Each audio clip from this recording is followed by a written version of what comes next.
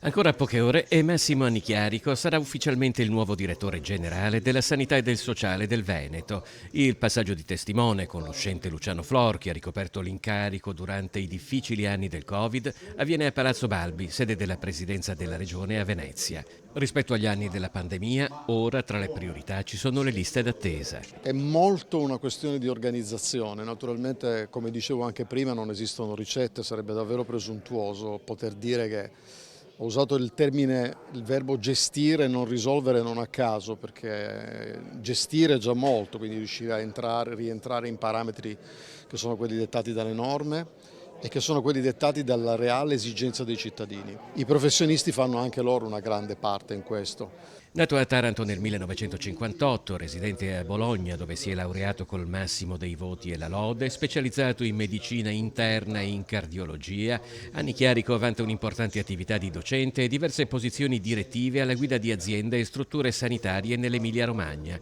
La sua ultima esperienza è stata alla guida della sanità regionale del Lazio.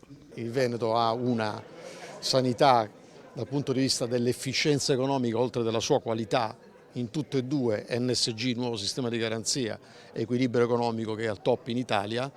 Il Lazio è una regione che con grande merito è riuscita a uscire in questi anni dal commissariamento, non ancora piano di rientro, e che è risalito alla china nel nuovo sistema di garanzia.